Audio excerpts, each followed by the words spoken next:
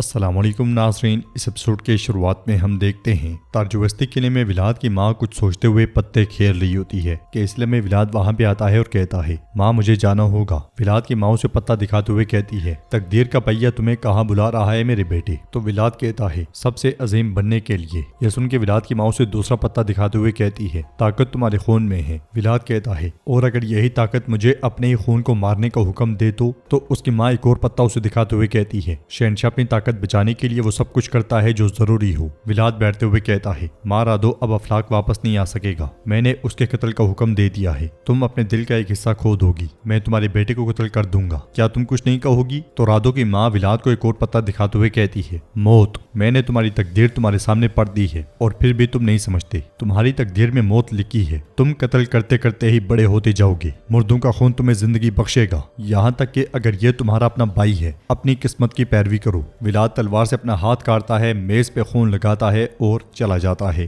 جانشری محل کے باہر علی بے کاظم سے پوچھتے ہیں کیا اسحاق نے کچھ اور کہا؟ تو کاظم کہتا ہے نہیں حضور، لیکن ان کی بات کا کیا مطلب ہے سب سمجھ گئے، کیا آپ کے پاس کوئی اور حکم ہے؟ تو علی بے اس سے کہتے ہیں راز کی حفاظت کرو، یہی کافی ہے۔ یہ سنتے ساتھ ہی کاظم چلا جاتا ہے۔ علی بے بھی اپنے بیٹے الپرین کے ساتھ پلٹ جاتے ہیں۔ ادھر سلطان کے سامنے رادو کھڑا ہوتا ہے اور سلطان اس سے کہتے ہیں بہادر پاشا کہتے ہیں کہ تمہارے ہاتھ کام گئے جب تم نے اسٹیفن کو ولاد کے جرم کے بارے میں بتایا۔ رادو کہتا ہے لیکن پھر بھی میں نے آپ کے حکم کی تعمیل کی سلطان معظم۔ سلطان پوچھتے ہیں تمہاری ماں کا کیا ہوا؟ رادو کہتا ہے وہ ولاد کو بچانے کے لیے بہت دور سفر کر کے گئی ہیں اور وہ عین وقت پہ پہنچ گئیں۔ سلطان کہتے ہیں تو تمہاری والدہ کو ولاد کی خراب صورتحال کے بارے میں کس نے بتایا؟ رادو کہتا ہے میرے سلطان میں نہیں جانتا۔ سلطان چلاتے ہوئے کہتے ہیں تمہیں جاننا ہوگا، تمہیں میں نے وہاں پہ فضول میں سربراہ نہیں بنایا، مجھے اب سچ بتاؤ ولاد کے زندہ ہونے پہ تم خوش ہوئے؟ سب بہت غصے میں رادو کو دیکھ رہے ہوتے ہیں۔ رادو کپ کپاتے ہوئے کہتا ہے ہاں میرے سلطان، میں خوش ہوا۔ سلطان پوچھتے ہیں کس لیے؟ رادو کہتا ہے کیونکہ میں نے یقین کیا۔ سلطان پوچھتے ہیں کیا یقین کیا؟ رادو کہتا ہے کہ اب بھی ولاد کے اندر امید کا ایک ٹکڑا ہے میرے سلطان۔ جب بہادر پاشا آئے تو اس نے کہا کہ وہ حکمرانوں کو نہیں مار سکتا، لیکن جب اسے آپ کے پرانے دنوں کے وعدے یاد دلائے گئے تو مان گیا۔ زگنوس پاشا کہتے ہیں یہ پرانے دنوں کی وجہ سے نہیں تھا، بلکہ اسے اپنی غداری کو خفیہ رکھنے کے لیے ہمارے سلطان کا حکم ماننا پڑا۔ رادو کہتا ہے میں نے اسے اپنی آنکھوں سے دیکھا، ولاد کے اندر اب بھی ایک بچہ ہے اور وہ آپ سے ایک آخری موقع چاہتا ہے سلطان، ایک آخری موقع۔ سلطان غمگین ہوتے ہوئے منہ موڑ لیتے ہیں اور اسحاق پاشا رادو سے کہتے ہیں جو تخت ہم نے تمہیں دیا ہے کیا تم اس طرح سنبھالتے ہو رادو؟ رادو کہتا ہے مجھے تخت و تاج کی کوئی پرواہ نہیں ہے، میری ایک ہی خواہش ہے ڈریکولا کے خاندان کے طور پہ سلطان محمد کی خدمت کرنا، نہ زیادہ اور نہ کم، میں اور میرا بھائی ولاد۔ سلطان اس سے کہتے ہیں کیا تم افلاک سے یہاں تک ولاد کے لیے معافی مانگنے آئے ہو؟ رادو کہتا ہے میرے سلطان سچ ہے۔ یہ سنتے ساتھ ہی سلطان سیدھے ہو کے بیٹھ جاتے ہیں اور کہتے ہیں دیکھو رادو، تم بہت دور سے آئی ہو، ظاہر ہے کہ جو تم کہہ رہے ہو تمہارے کان نہیں سن رہے، میں تمہیں ماضی کی خاطر سزا نہیں دوں گا، اب جاؤ اور آرام کرو۔ یہ سن کے رادو کہتا ہے میرے سلطان یہ آپ ہی تھے جنہوں نے مجھے سکھایا کہ ہر ایک دوسرے موقع کا مستحق ہے۔ میں تب چھوٹا بچہ تھا، وہ بچہ اس دنیا میں دو چیزوں پر یقین رکھتا تھا، ایک آپ تھے اور دوسرا ولاد۔ ولاد میرے ساتھ خون کے ذریعے جڑا تھا لیکن آپ دل سے۔ ولاد کا دل اس امید سے دھڑک رہا ہے کہ آپ اسے دوبارہ بھائی چارے کی پیشکش کریں گے۔ سلطان کہتے ہیں میں نے کہا جاؤ اور آرام کرو، ہم اس معاملے میں بعد میں بات کریں گے۔ یہ سنتے ساتھ ہی رادو چلا جاتا ہے اور سلطان سوچ میں پڑ جاتے ہیں۔ ادھر جانشری سپاہی مشقیں کرنے کے بعد واپس اوجاک لوٹتے ہیں، ان میں بہت سے زخمی ہوتے ہیں، کسی کا بازو زخمی ہوتا ہے اور کسی کی ٹانگ۔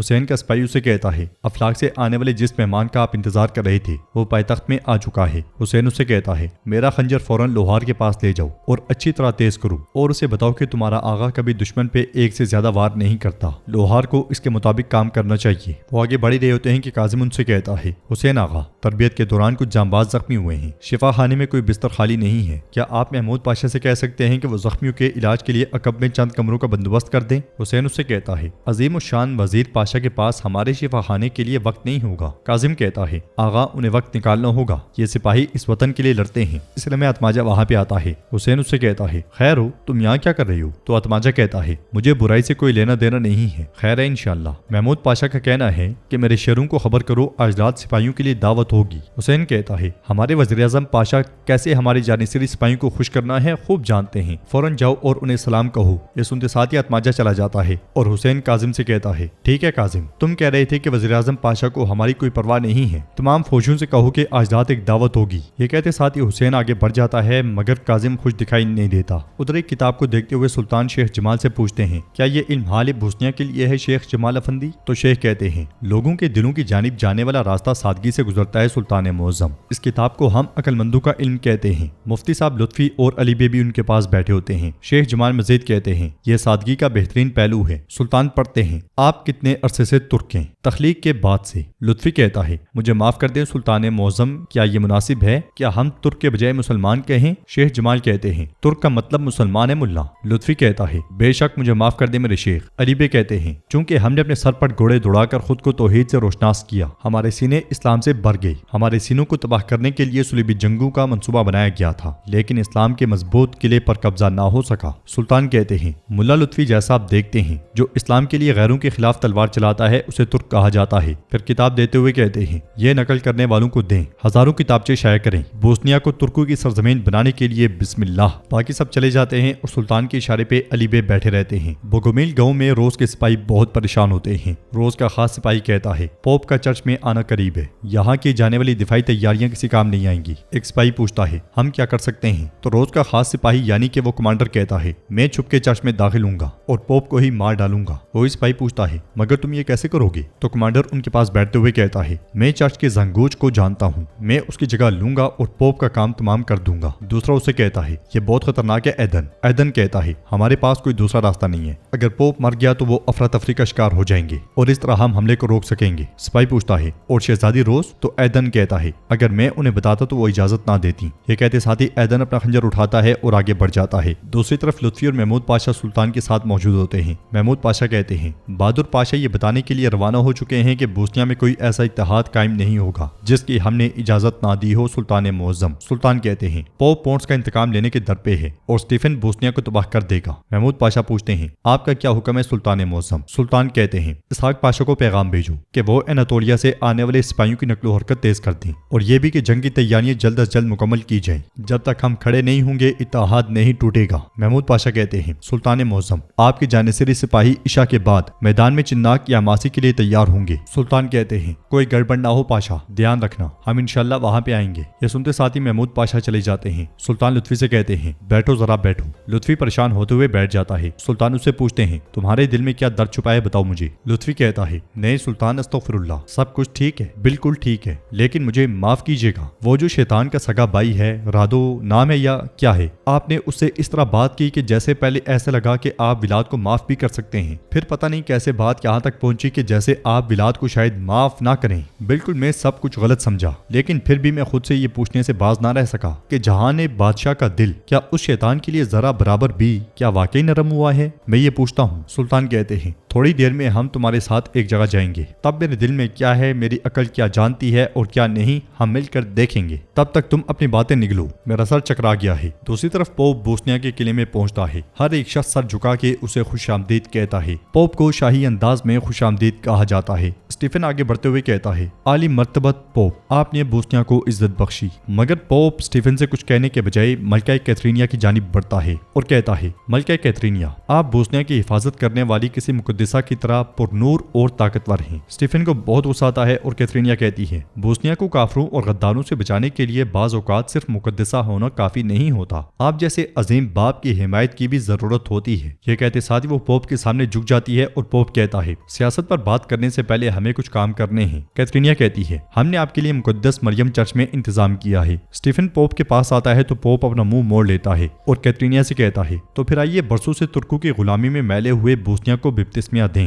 اور خدا کے حضور اس خوبصورت ملک کو مقدس بنائیں۔ یہ کہتے ساتھ وہ سب سلیب کا نشان لے کے آگے بڑھتے ہیں۔ بہت سے پادری بھی ان کے ہمراہ ہوتے ہیں۔ سخت حفاظتی حصار میں پوپ کو لے جایا جا رہا ہوتا ہے۔ ادھر ایدن چرچ میں زنگوج کے پاس پہنچتا ہے اور زنگوج یعنی کہ ہیرائس اس سے پوچھتا ہے تمہارا یہاں کیا کام ہے؟ تو ایدن اسے کہتا ہے پوپ یہاں آئے گا، آج رات میں گھنٹی بجانا چاہتا ہوں۔ ہیرائس اس سے پوچھتا ہے کیا تم پوپ کے ساتھ کچھ کرنے والے ہو؟ ایدن اسے کہتا ہے تم اس میں دخل نہ دو، مجھے تمہاری جگہ لینی ہے۔ ہیرائس کہتا ہے یہ بہت خطرناک کام ہے۔ ایدن کہتا ہے تم فکر نہ کرو، میں نے سب کچھ سوچ لیا ہے، دیکھو ہم نے مل کر کتنے کام کیے ہیں، ہماری بدولت تم نے بہت سونا کمایا ہے، اب تم اس سے بھی زیادہ کماؤ گے۔ یہ سنتے ساتھ ہی ہیرائس قائل ہوتا ہوا نظر آتا ہے۔ ناظرین اس کے بعد ہم دیکھتے ہیں کہ بوگومیل گاؤں میں حفاظتی اقدامات کیے جا رہے ہوتے ہیں۔ سخت ترین سردی میں عورتیں بھی کام کر رہی ہوتی ہیں۔ گاؤں کو مضبوط मजबूत से मजबूत तर बनाने की कोशिशें की जा रही होती हैं। कंतुराली रोज के साथ आगे बढ़ रहा होता है। रोज पूछती है, क्या तीर तलवार कमान सब कुछ तकसीम हो गया है? जवाब में कंतुराली कहता है, हमारे पास बहुत कम तादाद में हैं। बाकी लोग उनके हाथ जो भी लगेगा उससे लड़ेंगे। दरवेशों ने लकड़ी की तलवारें छोड़कर फौलादी तलवारें सजा ली हैं। रोज कहती है, आज तक हमने आपकी तरफ से बहुत भलाई देखी है, लेकिन हमारी जंग में आपका मरना जरूरी नहीं है। आप चाहें तो जा सकते हैं। कंतुराली कहता है, शहजादी ये जालिमों और मजलूमों की जंग है। अगर कहीं जुल्म के खिलाफ जंग हो रही हो तो वो जंग हमारी भी जंग है।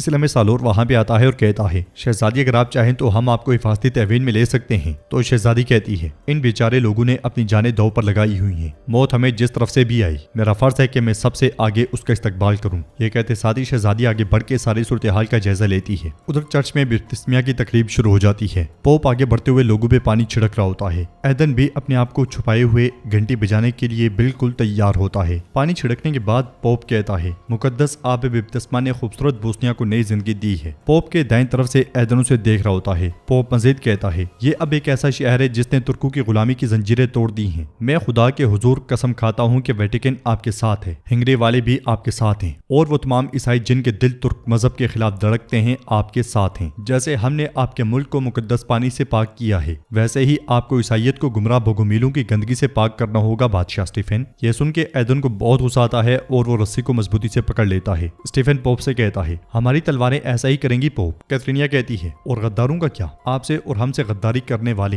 विलाद तैपिश जैसे गद्दारों का क्या होगा? पोप कहता है, मैं अपने तमाम इख्तियारात से विलाद तैपिश को दायरे ईसाइयत से खारिज करता हूँ। आज के बाद अफलाक की सरजमीन हिंगरे की दहशत से जल कर राख हो जाएगी। मौत भी उसे सजा से नहीं बचा सकती। वो खुदा के जहन्नुम में तकलीफें झेलेगा। ये कहते साथ ही पोप एदन को घंटी बजाने का इशारा करता है। एदन रस्सी खींच देता है और घंटी बज जाती है। पोप कहता है, यह घंटी तुर्कों के लिए है। यह उन्हें खबर दे रही है कि एक खौफनाक क़यामत करीब आ रही है। तो नाज़रीन, इसके साथ ही एपिसोड भी इख्तिताम पज़ीर होती है। वीडियो पसंद आए तो लाइक कर दें, शेयर कर दें, सब्सक्राइब नहीं किया हुआ तो सब्सक्राइब करने के साथ साथ घंटी वाले आइकन को दबाना मत भूलें। मिलते हैं इंशाल्लाह नेक्स्ट वीडियो में। तब तक के लिए रखें अपना और अपनों का बहुत ज्यादा ख्याल। अल्लाह ने के बान।